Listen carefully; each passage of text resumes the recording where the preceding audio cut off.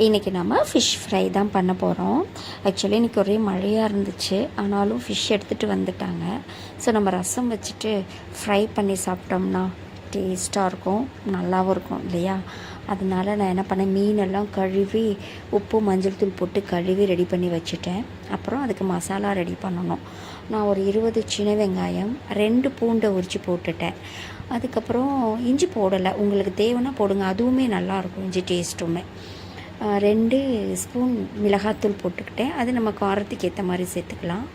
அதுக்கப்புறம் மல்லித்தூள் 2 ஸ்பூன் சேர்த்துட்டு உப்பு போட்டு மிக்ஸி ஜாரில் போட்டு நல்லா அரைச்சி எடுத்துகிட்டு வந்துட்டேன். அதில் நான் ஒரு லெமன் பிழிஞ்சு விட்டேன். இன்கேஸ் நம்மக்கிட்ட லெமன் இல்லைன்னா புளி தண்ணி கூட ஆட் பண்ணிக்கலாம். ஒரு 3 ஸ்பூன் ஆட் பண்ணி உப்பு செக் பண்ணிவிட்டு நம்ம மீன்களில் 1 பை 1 அதை தடவி எடுத்து வச்சிடணும். ஆக்சுவலி இந்த ஃப்ரையோட ரசம் சாதம் செம்மையாக இருக்கும். ப்ளஸ் இல்லைன்னா சாம்பார் சாதம் கூட சூப்பராக இருக்கும். எல்லாமே இதுக்கு செட் ஆகும்.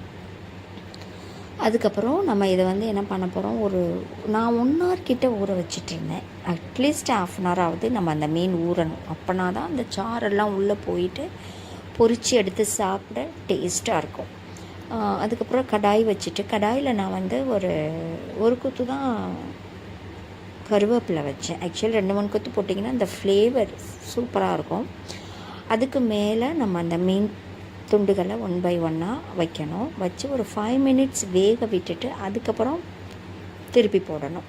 திருப்பி போட்டு ஒரு 5 minutes வேக விட்டு அதுக்கப்புறம் எடுத்து ரசம் சாதமோ இல்லைன்னா சாம்பார் சாதமோ இதுகளோட வச்சு சாப்பிட்டோம் அப்படின்னா சுவையான ஃபிஷ் ஃப்ரை வித் சாம்பார் சாதம் ரசம் சாதம் தயார்.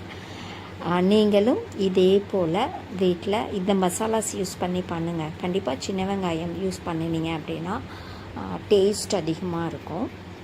ட்ரை பண்ணி பாருங்கள். நன்றி.